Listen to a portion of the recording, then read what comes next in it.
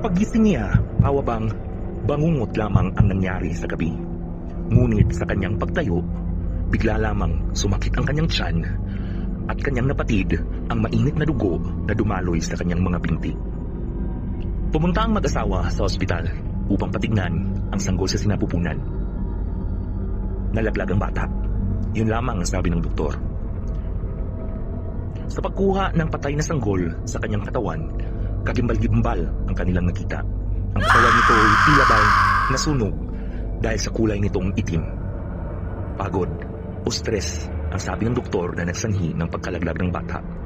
Ngunit sa isipan ni Jessa, naniniwala siya na kung anuman ang bumisita sa kanya sa gabing iyon, yun ang nagsanhi